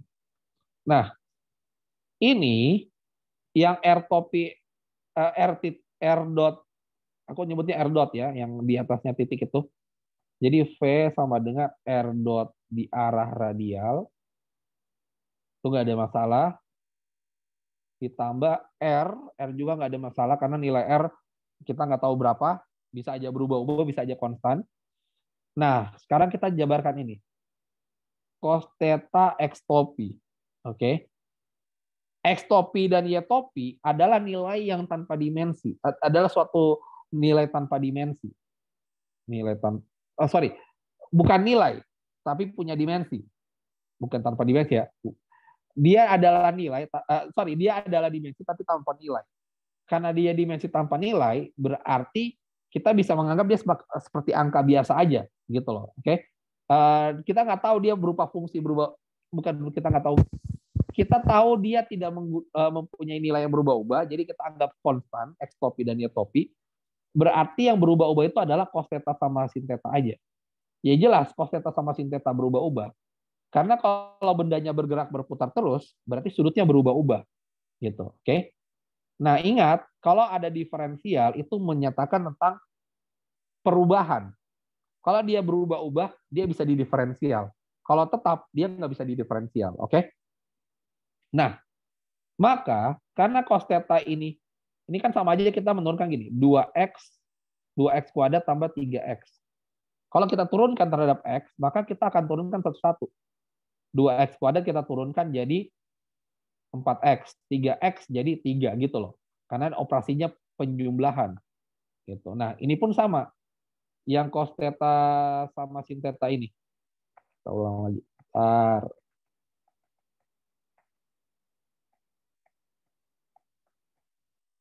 Nah, cos theta X topi tambah sin theta Y topi.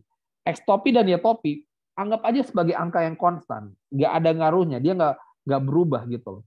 Gitu. Nah, jadi yang kita turunkan cukup cos theta sama sin theta-nya aja. Turunan cos theta berapa terhadap waktu? Turunan cos theta D per dt dari cos theta. Ingat, kita menurunkan terhadap waktu, tapi turunannya theta. Ini supaya aturan rantai. Banyak dari teman-teman belum belajar, coba pelajari aturan rantai di turunan. Nanti turunannya akan menjadi, kalau cos theta itu kan turunannya adalah min sin theta. Tapi karena dia terhadap waktu, berarti dikalikan lagi d theta per dt. Semoga di antara teman-teman ada yang pernah belajar ya. Kalau ada yang pernah belajar, bagus. Kalau enggak, belajar nih aturan rantai. Oke. Nah, maka kita uraikan lagi. Kalau d per dt dari sin theta gimana? Kalau sin theta turunannya adalah cos theta. Kemudian kalau theta diturunkan, tulis saja d theta per dt. Oke. Nah, jadi R d per dt cos theta x topi itu akan menjadi R dalam kurung min sin theta d theta per dt x topi ditambah cos theta d theta per dt y topi. Oke. Aku tinggal salin aja hasilnya ya dari kotak yang di samping ini. Nah, berikutnya aku salin lagi di bawah. Jadi V sama dengan R dot R topi ditambah R kali min sin. Oh, oke, bentar. Biar lebih taktis aja nih. Di bagian sini yang sama itu kan d theta per dt, oke? D theta per dt-nya dikeluarin aja, d theta per dt dalam kurung min sin theta X topi ditambah cos theta Y topi. Kalau teman-teman sadar, min sin theta X topi ditambah cos theta Y topi ini, itu sebenarnya adalah nilai dari theta topi. Min sin theta X topi ditambah cos theta Y topi. Nah, itu adalah nilai theta topi tadi. Nilai arah tangensial dari gerakan melingkar. Kalau diuraikan ke dalam tangensial. Kartesian. Nah, maka di sini berarti ini bisa diganti aja dengan theta topi. Theta topi. Berarti sekarang kita udah punya nih nilai kecepatannya. Nilai kecepatannya adalah, aku naikin dikit, R dot kali R topi ditambah R theta dot ya, karena dia turunan waktu dari theta dikali theta topi.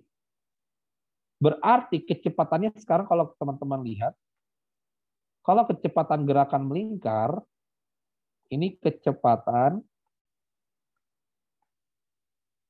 pada gerakan melingkar. Oke. Coba bandingkan sama posisi. Kalau posisi gerakan melingkar, itu cuma arah radial doang. Oke. Cuman ada R topi. Tapi kalau misalkan kecepatan untuk gerakan melingkar, dia ada di arah R topi, ada juga di arah theta topi. Akan aku jelaskan kenapa seperti itu. Tapi sebelumnya coba perhatikan baik-baik. Oke. Apa maksud dari R topi sama theta topi? Ingat, ini sebagai pengulang lagi. Ingat, radial adalah arah yang berkaitan sama keluar masuk dari pusat lingkaran. Ini arah radial itu kayak gini nih. Yang keluar dari pusat lingkaran. Oke. Kalau misalkan dia keluar pusat lingkaran positif, tapi kalau dia masuk ke dalam lingkaran, dia negatif. Itu perspektif aja ya. Konvensi yang umum dipahami. Gitu. Nah, kalau tangensial, itu kan berkaitan sama arah tegak lurusnya. Kalau dia kayak gini tangensialnya, radialnya kayak gini, berarti tangensialnya kan gini. Jadi tergantung sama arah radialnya. Arah tangensial akan ngikutin arah radial aja. Gitu. Oke. Nah, kurang lebih seperti itu ya. Arah radial sama arah tangensial. Nah, sekarang kalau benda bergerak melingkar, misalkan gini, di soal-soal gerakan melingkar yang lumrah kita temukan, kita biasa mengerjakan soal itu gerakan melingkar, di mana lingkarannya adalah lingkaran yang konstan, atau jari-jarinya tidak berubah. Di sini R, di sini R, dimanapun jari-jarinya adalah R besar. Kalau misalkan jari-jari tidak berubah, misalkan kita masukkan ke persamaan kecepatan. Kecepatan gerakan melingkar adalah R dot di arah radial ditambah R kali theta topi di arah tangensial. R dot itu kan adalah dr per dt. Perubahan jari-jari setiap saat. Oke. Kalau R-nya konstan, kalau R-nya sama dengan R dan bernilai konstan, berarti ada nggak R dot-nya? Ada nggak perubahan jari-jarinya? Tidak ada. Berarti yang arah radial ini tidak pernah ada. Gitu. Oke. Nah, kalau jari-jari konstan, kecepatan di arah radial itu nggak ada. Nah, tapi yang arah tangensialnya ada atau enggak? Kita analisa. R. Ini masukin aja nilai R-nya. Oh, nilai R-nya kebetulan nilai R besar, nilai konstan. Kalau dia bergerak melingkar, sudutnya berubah-ubah nggak? Tentu saja berubah-ubah. Maka valid kalau d theta per dt-nya ada. Nah, d theta per dt adalah perubahan sudut setiap saat. Perubahan sudut ini kita lebih mengenalnya dengan omega atau kecepatan sudut. Nah, berarti kita sadar bahwa kecepatan benda yang bergerak melingkar, kecepatan gerak melingkar pada lingkaran jari-jari konstan itu kan akan menjadi V sama dengan omega dikali R atau R omega. Omega R ini di arah mana? Di arah tangensial. Makanya kita sering sebut dia sebagai V tangensial gitu. Oke. Nah, jadi V tangensial yang selama ini teman-teman pelajari omega R itu cuma di arah tangensial doang. Apakah kecepatan benda hanya ada di arah tangensial? Belum tentu. Tapi kalau misalkan jari-jarinya konstan, sudah jelas bahwa kecepatannya hanya ada di arah tangensial. Karena di arah radial tidak ada perubahan jari-jari. Terus bagaimana nih Kak kalau misalkan dia punya arah tangensial sama arah radial? Bagaimana contoh kasusnya? Nah, contoh kasusnya jadi kayak gini. Kalau bendanya bergerak memiliki arah radial atau arah tangensial, kurang lebih gerakannya seperti gerakan apa ya? Misalkan aku kasih gambaran nih. Ini bumi. Oke. Terus ditembak kita nembak apa ya? Nembak satelit lah, nembak roket. Oke. Roket bergerak dari sini dengan lintasan warna merah. Misalkan kayak gini lintasan. Nah, coba perhatikan lintasan roket ini. Oke. Awalnya dia memiliki jari-jari sebesar jari-jari bumi. Tapi lama kelamaan jari-jarinya akan berubah terus. R1, R2, R3, R4. Oke. Buminya warna hitam, lintasannya yang warna merah. Jari-jarinya terus-terusan berubah. Kalau jari-jarinya terus-terusan berubah, berarti kalau di persamaan kecepatan pada gerakan melingkar, R dot-nya, oke, R dot itu adalah perubahan jari-jari setiap waktu, itu ada. R dot-nya ada. Kalau R dot-nya ada, berarti kecepatan benda gerakan melingkarnya ada kecepatan arah radialnya. Dan ingat, namanya benda bergerak melingkar, pasti harus ada kecepatan arah tangensialnya juga. R kali omega di arah tangensial. Gitu. Oke? Sampai sini ada pertanyaan? Bentar.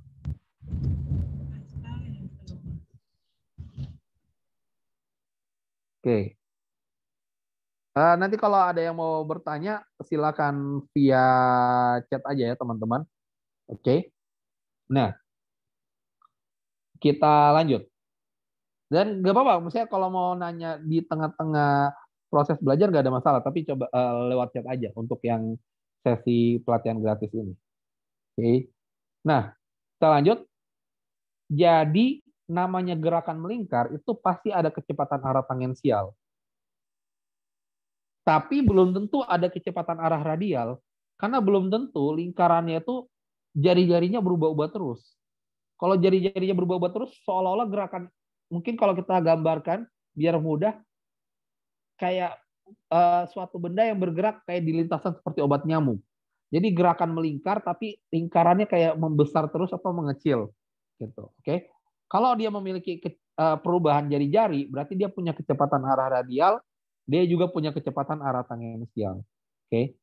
Nah, pertanyaannya, kan kita udah pernah belajar nih bahwa V tangensial itu sama dengan omega kali R. Oke. Nah, omega kali R itu cuma bagian sini doang sebenarnya. Dan kenapa dibilang V tangensial? Karena arahnya arah tangensial doang. Pertanyaannya, omega kali R, kalau R-nya berubah-ubah, apakah tetap mengalihkan dengan R? Tetap. R yang mana yang dipakai? R yang berupa fungsi. Kita pernah belajar ya, fungsi itu adalah persamaan yang berubah-ubah terus. Gitu. Jadi fungsinya dikalikan aja ke omega. Artinya kecepatan tangensialnya pun akan berubah-ubah juga. Kalau jari-jarinya akan berubah-ubah. Gitu. Oke. Dan teman-teman harus uh, mulai terima fakta bahwa nggak semua perhitungan di alam semesta itu selalu konstan. Selalu berubah-ubah. Makanya perlu belajar diferensial atau perlu belajar kalkulus. Oke. Nah, sekarang kita bikin skenario lain. Bagaimana kalau skenarionya? Oke. Tadi kan kita udah bikin skenario bahwa jari-jari konstan. Kalau jari-jari konstan, sebenarnya skenario yang sering kita temui di buku-buku pelajaran hanya ada kecepatan arah tangensial. Terus tadi ada skenario di mana dia bergerak melingkar tapi jari-jarinya berubah-ubah. Maka skenario-nya lebih lengkap nih. Ada arah radial, ada arah tangensial. Dan aku tadi udah bilang bahwa kalau gerakan melingkar, nggak mungkin nggak ada arah tangensial. Kan gerakan melingkar itu ciri-cirinya adalah sudutnya berubah-ubah terus. Nah, pertanyaannya, bagaimana kalau persamaan kecepatan ini nggak ada tetanya, adanya arah radial doang? Bisa nggak? Bisa-bisa aja. Kalau misalkan ada benda, misalkan kita tinjau arah lingkaran. Kita tinjau lingkaran. Ini pusat lingkaran, ini posisi awal benda. Oke. Kita pengen membuat skenario di mana tangensialnya nggak ada. Kalau tangensialnya nggak ada, berarti jangan sampai ada perubahan sudut. Kalau nggak ada perubahan sudut, berarti jangan sampai dia bergerak di lintasan lingkaran. Dia boleh bergerak misalkan keluar masuk ini, menuju pusat lingkaran atau keluar terhadap pusat lingkaran. Berarti kan ada arah radialnya. Jadi kalau ditulis V-nya, V sama dengan R dot atau perubahan jari-jari dikali perubahan jari-jari di arah radial ditambah yang arah tangensialnya nggak ada. Jari-jarinya ada, tapi omeganya atau d theta per dt itu 0 di arah tangensial. Ini kan sebenarnya gerakan linear biasa. Kita nggak perlu, kalau kayak gini kan kita nggak perlu ninjau pakai gerakan melingkar gitu. Oke, jadi sebenarnya kasus di mana arah tangensial nggak ada itu kasus yang nggak perlu ditinjau secara gerakan melingkar gitu, karena nggak ada putaran. Gitu. Bisa-bisa aja tapi nggak perlu sebenarnya. Oke, kurang lebih seperti itu. Nah, jadi kalau kita simpulkan sejauh ini, di gerakan melingkar kita udah belajar posisi gerak melingkar secara polar ya. Itu S sama dengan bentar. S sama dengan D D lagi.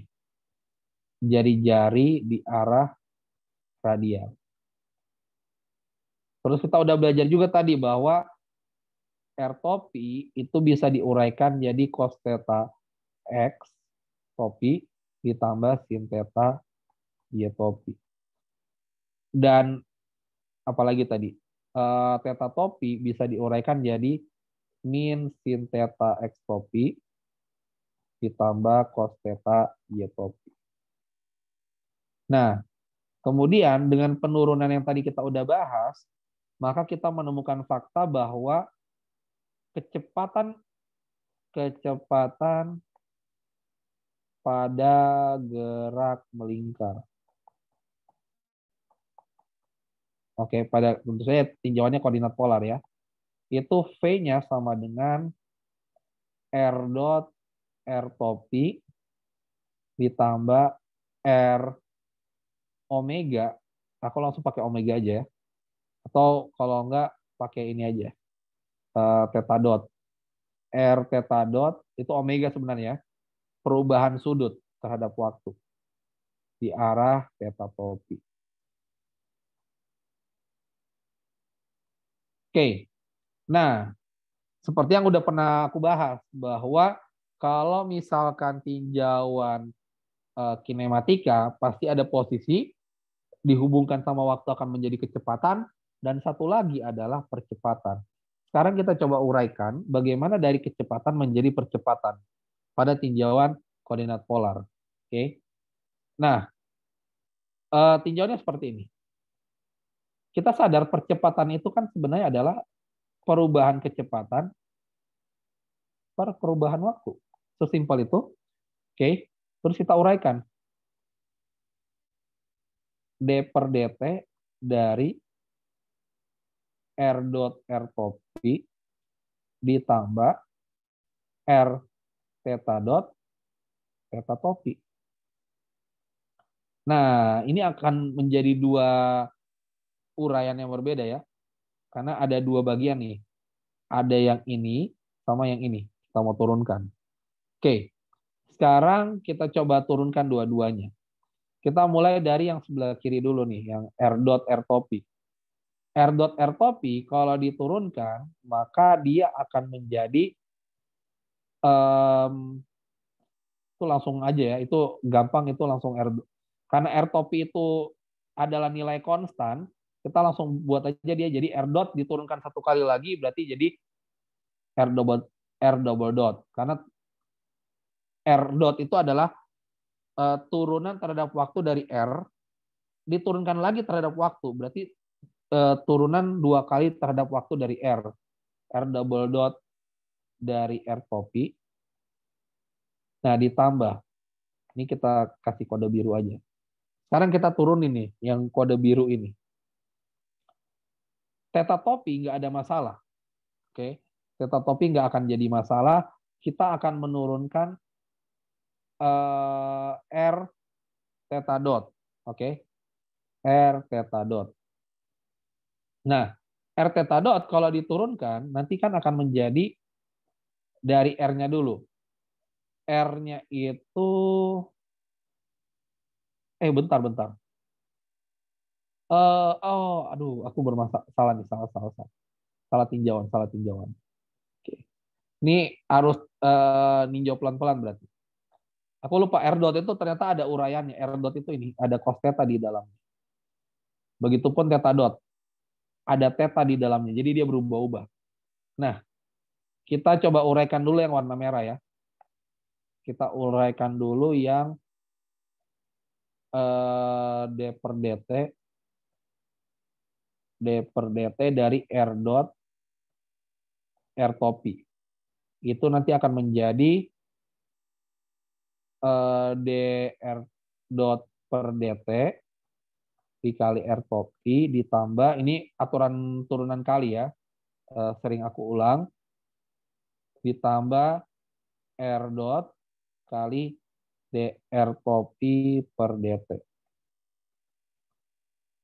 Dr topi per dt tadi sudah kita uraikan. Mana tadi dr?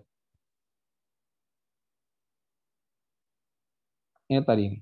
Dr topi per dt ini kita udah uraikan. Uraiannya ini. Uraian akhirnya adalah ini. Oke. Oke, jadi dr topi per dt kalau diuraikan secara cepat, karena tadi udah dituliskan, jadi kita tuliskan, kita langsung simpulkan aja, dia akan menjadi d theta per dt dikali theta topi. Oke, ini aku langsung simpulkan sini aja. Dr topi per dt akan menjadi d theta per dt per dikali theta topi. Aku tuliskan sini lagi. Dr topi per dt akan menjadi d theta per dt dikali theta topi. Biar nggak usah berkali-kali penulisannya. Oke. Nah, maka yang warna merah ini akan menjadi dr dot per dt akan menjadi R double dot di arah R topi ditambah R dot dr topi per dt akan menjadi d theta per dt dikali theta topi. Maka kalau disimpulkan akan menjadi R double dot di arah radial ditambah R dot kali theta dot. Oke, d theta per dt itu theta dot di arah tangensial. Ini adalah uraian dari d per dt R dot R topi yang warna merah. Ini aku simpan. Nanti kita akan tuliskan lagi. Nah, sekarang yang uraian warna biru nih. Yang warna biru, oke, ini kayaknya perlu ruang sendiri. Oke, nah, yang warna biru itu kalau kita tuliskan, kita butuh menguraikan d per dt dari R theta dot theta topi. Nah, ini aturan kali, tapi ada 3 perkaliannya. Kalau ada 3 perkaliannya, bagaimana cara nulisin aturan kalinya? Ini aku kasih gambaran ya. Kalau ada U, V, W, mau diturunkan nih, D per DT misalkan dari U, V, W. Maka dia akan menjadi U dot atau U aksen VW ditambah U, V dot W ditambah U, V, W dot. Oke, polanya kira-kira kayak gini ya. Untuk lebih jelasnya, pelajarin aturan diferensial kali atau turunan kali. Oke. Nah, ini pun sama. Ada U, V, W, ada R, theta dot, theta topi. Berarti kalau diturunkan akan menjadi dr per dt kali theta topi, theta dot, theta topi ditambah R dikali d theta dot per dt kali theta topi ditambah R theta dot d theta topi per dt. Oke, ada 3, panjang nih. Oke, kita uraikan pelan-pelan ya. Nah, bentar. Oke, dr per dt itu jadi R dot, turunan terhadap waktu, theta dot di arah theta topi, ditambah R theta dot per dt. Oke, ingat kalau turunan terhadap waktu berarti ditambah dot, karena sebelumnya dia udah turunan terhadap sudah jadi theta dot, berarti kalau diturunkan lagi terhadap waktu jadi theta double dot dikali theta topi. Nah, ditambah R theta dot d theta per dt. Nah, d theta per dt nih kita harus uraikan lagi. Oke. Jadi kita coba tulis di sini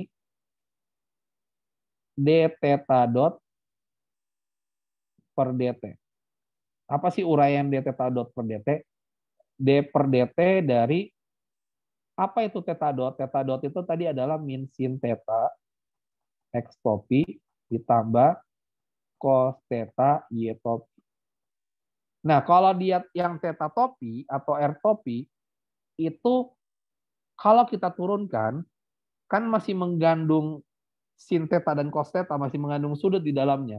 Berarti tetap akan berubah-ubah. Tapi kalau misalkan yang x topi dan y topi itu kan nilai yang cenderung konstan. Dia relatif,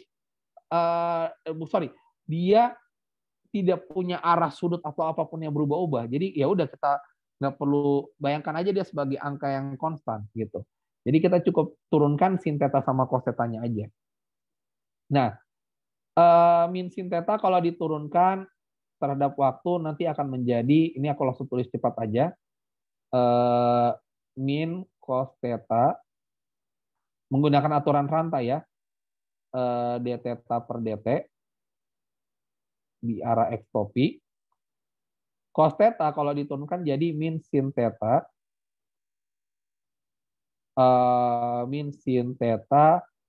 d theta per dt di arah y topi. Oke. Nah, ini tadi yang aturan kali ini kita hapus saja biar muat. Kalau diuraikan lagi, ini d theta per dt keluarin aja, d theta per dt. Terus minusnya juga dikeluarin aja, karena dua-duanya punya minus. sama dengan minus d theta per dt dalam kurung cos theta x topi ditambah sin theta y topi. Cos theta x topi ditambah sin theta y topi, kalau teman-teman cek di yang tadi udah diulas, itu adalah R topi sebenarnya. Jadi min d theta per dt kali R topi. Itu adalah uraian dari dt topi per dt. Jadi min d theta per dt kali R topi. Ya udah, kita tuliskan aja di sini. Dikali min d theta per dt kali R topi. Nah, kita uraikan lagi, kita sederhanakan lagi. Ini R dot theta dot di arah theta topi ditambah R theta double dot di arah theta topi dikurang, ingat d theta per dt itu kan theta dot kali theta dot kuadrat. Jadi ini theta dot pangkat 2 min R theta dot pangkat 2 R topi. Oke. Nah, kita akan gabungin yang warna biru sama yang warna merah. Oke. Panjang nih. Ini karena kita sedang ninjau percepatan. Oke, kita gabungin yang warna biru sama yang warna merah ini yang di kotak. Uraian dari yang tadi. Oke. Bentar, aku bikin halaman baru lagi.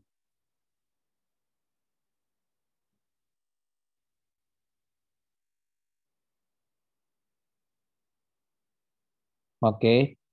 Ingat tadi bagi yang lupa nge-track, kita sedang menguraikan yang percepatan. Kemudian yang percepatan ini dibagi dua, ada yang warna biru sama yang warna merah. Ini aku kodein biar bisa di-track. Kemudian ya udah tinggal digabungin aja yang warna biru sama yang warna merah. Oke, kita sekarang tinggal nyalin.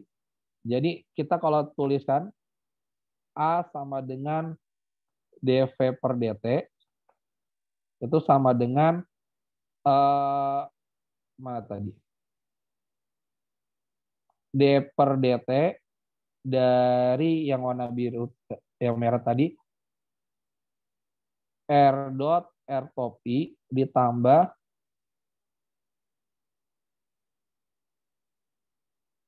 R theta dot theta topi.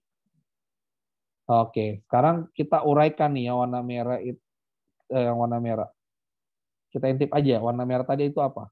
Yang warna merah adalah R double dot R topi ditambah R dot theta topi. Kita salin aja.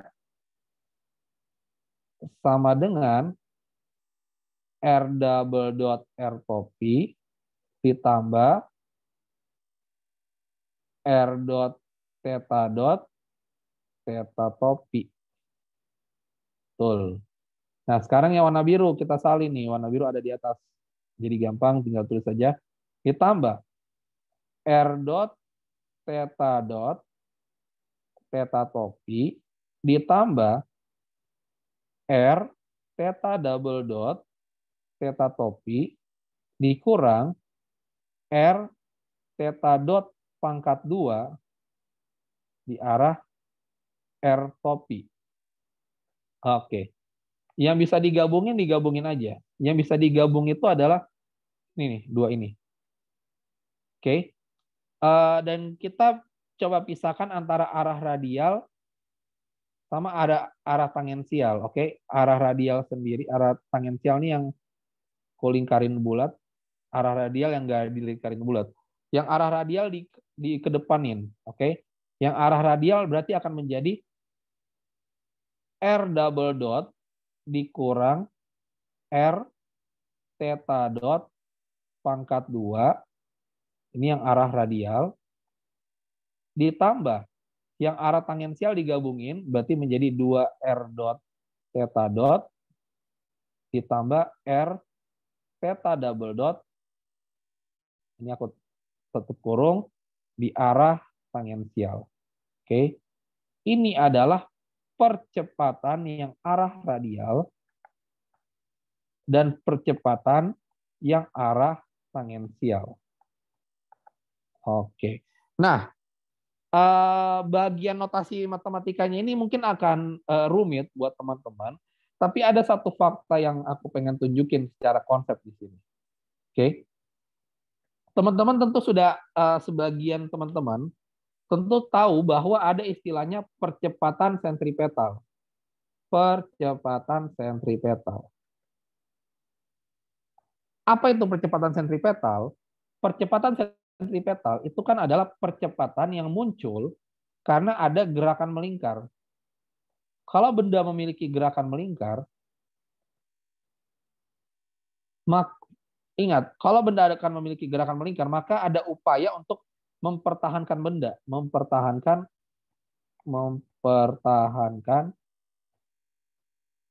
terus melingkar. Dan gayanya macam-macam, bisa gaya tegangan tali atau gaya gravitasi. Sama aja kayak kita menembakkan roket tadi, di gambar yang tadi aku buat, dia akan terus-terusan melingkar. Kenapa? Karena ada gaya gravitasi. Tapi karena dikasih kecepatan yang besar, dia akan berusaha keluar dari gravitasi. Tapi akan terus ada upaya dari gravitasi untuk dia bergerak melingkar. Nah, syarat dari gerakan melingkar itu kan adalah ada kecepatan sudut. Ada kecepatan sudut. Jadi kalau benda bergerak dengan kecepatan sudut, kalau benda bergerak dengan kecepatan sudut, berarti gerak melingkar, otomatis akan muncul percepatan sentripetal. Itu mutlak. Dan yang mana percepatan sentripetal? Percepatan sentripetal itu kalau di gambar yang di ilustrasi yang aku buat, itu adalah nilai ini nih. Aku pakai warna merah aja lah. Warna kuning aja. Ini. Minus R theta double dot pangkat 2. Atau kalau dituliskan A sama dengan R kali omega kuadrat. Atau omega kuadrat kali R. Ini adalah percepatan sentripetal. Syaratnya sederhana. Namanya gerakan melingkar kan, namanya melingkar itu kan ada jari-jarinya. Dan kalau gerakan melingkar berarti ada kecepatan sudut. Jadi selama dia bergerak melingkar, pasti ada percepatan sentripetal. Nah, kenapa nilainya minus? Ingat, percepatan sentripetal itu arahnya selalu menuju pusat lingkaran. Dan namanya menuju pusat lingkaran, secara koordinat polar itu adalah arah radial negatif. Gitu. Oke. Jadi benda yang bergerak melingkar pasti memiliki percepatan sentripetal. Itu mutlak. Oke. Nah, sekarang ada 3 percepatan lain lagi. Ada yang percepatan R double dot, ada 2 R dot theta dot, ada R theta double dot. Kita bahas masing-masing nih. Apa itu R double dot? R double dot itu kan berarti adalah percepatan radial. Munculnya kapan? Munculnya kalau ada perubahan jari-jari. Kalau jari-jarinya nggak berubah, ya nggak bakal mungkin muncul R double dot. R double dot aja kan berarti perubahan jari-jari 2 kali terhadap waktu. Gitu. Kalau dia jari-jarinya nggak berubah, ya nggak mungkin ada R double dot gitu loh. Oke? Itu penting. Jadi kita harus cek dulu, ada nggak perubahan jari-jarinya. Kalau ada, kemungkinan akan ada nih R double dot. Kalau nggak ada, ya udah bisa nggak muncul gitu. Dan di banyak kasus di soal-soal sekolahan kan nggak kita ninjau R konstan gitu. Jadi kita jarang nih ninjau yang R double dot. Oke. Sekarang kita tinjau yang R theta double dot. Oke. R theta double dot mungkin aku akan tulisnya dia sebagai A tangensial. Nah, A tangensial ini mungkin aku tuliskan lagi dengan rumus yang lebih familiar. A sama dengan R dikali, astagfirullahaladzim. Percepatan sentripetal salah tadi. Kembali. Percepatan sentripetal itu rumusnya adalah R kali, R omega kuadrat. Oke. Oh, sorry. Yang percepatan tangensial rumusnya adalah R kali alfa. Oke. R kali alfa atau alfa kali R ya. Oke. Itu adalah percepatan tangensial. Rumusnya kayak kecepatan tangensial tadi, omega kali R. Ini alfa kali R. Syaratnya apa? Syaratnya adalah dia dia bergerak melingkar bergerak melingkar, dan syarat munculnya kecepatan sudutnya harus berubah-ubah. Kecepatan sudut harus berubah-ubah. Oke. Kalau misalkan dia punya kecepatan sudut, tapi kecepatan sudut nggak berubah-ubah, kan berarti nggak punya percepatan sudut. Ingat, alfa itu atau theta double dot adalah percepatan sudut. Oke, kira-kira seperti itu ya. Jadi harus ada perubahan kecepatan sudutnya. Nah, ada nih komponen yang menarik lagi. Ya, ini terakhir ya. Komponen yang menarik lagi adalah 2 R dot theta dot. Oke, kalau kita tuliskan, ini adalah percepatan rumusnya. Itu adalah 2 V, 2 kali kecepatan linear dikali omega. Nah, apa ini 2 kali V kali omega? Ini adalah suatu bentuk gerakan. Misalkan gini, ini aku kasih ilustrasi ya. Kalau misalkan ada piringan nih, piringan hitam, terus ada kelereng di atas piringan tersebut. Oke, kelerengnya diam aja dulu, ditaruh diam di atas piringan. Kemudian piringannya dibuat berputar. Kira-kira apa yang terjadi sama kelerengnya? Ingat, kelerengnya ini tidak tertempel di piringan ya, dia cuma diam aja di atas piringan. Kemudian piringannya terputar. Kemungkinannya adalah dia akan bergerak seperti ini. Terus tiba-tiba bisa keluar. Coba perhatikan gerakannya baik-baik. Oke. Dia bergerak melingkar. Oke. Dia punya komponen omega. Tapi komponen lainnya adalah R-nya, jari-jarinya terus-terusan berubah. Oke. Dia bergerak melingkar, tapi jari-jarinya terus-terusan berubah. Nah, fenomena ini bisa kita gambarkan lagi selain ini, selain yang kelereng di atas piringan hitam, kita bisa gambarkan kayak gini juga nih. Misalkan ini bumi. Oke. Misalkan sekarang kan lagi angin kencang nih, dekat-dekat Natal tahun baru lagi angin kencang. Misalkan ada ini Sumatera, ini Jawa. Oke. Angin itu kan bertiup dari daerah tekanan tinggi ke tekanan rendah. Oke. Misalkan yang tekanan tinggi itu lagi di daerah Sumatera. Oke. Tekanan rendah lagi di Jawa. Nah, berarti dia akan bergerak ke arah anginnya akan bergerak dari Sumatera ke Jawa. Ini Sumatera, ini Jawa. Lagi mau bergerak ke Sumatera, dari Sumatera ke Jawa. Tapi yang jadi permasalahan adalah bumi tempat anginnya bergerak itu kan berputar. Jadi sambil dia bergerak, di gerakannya itu akan terdorong, terputar bersamaan dengan gerakan bumi. Apa yang terjadi? Maka gerakannya tuh nggak bisa lurus, garis lurus kayak gini. Gerakannya akan melengkung, melengkung-lengkung berdasarkan perputaran bumi juga, gitu. Jadi seolah-olah misalkan harusnya dari Sumatera bertiupnya jam 10, misalkan nyampe Jawanya 3 jam kemudian, 3 jam kemudian Jawanya ini kan berputar nih. Jadi posisi Jawa itu akan bergeser misalkan di sebelah sini, di belakang bagian sini. Jadi anginnya akan bergerak kayak gini. Yang tadinya harusnya garis lurus ini, tapi dia sekarang bergerak kayak gini. Lebih panjang gitu. Nah, gerakan angin seperti ini, fenomenanya disebut sebagai fenomena Coriolis. Ini materi kebumian nih. Oke. Fenomena Coriolis ini, percepatan yang dihasilkan, itu kan gerakan yang dihasilkan adalah gerakan yang jari-jarinya berubah-ubah, tapi sambil bergerak melingkar. Gitu. Makanya komponen kecepatannya ada R double dot, perubahan jari-jari, ada perubahan kecepatan sudut. Nah, nama percepatannya disebut sebagai percepatan Coriolis. Kalau teman-teman perhatikan baik-baik, tidak semua percepatan 4-4 ini akan muncul.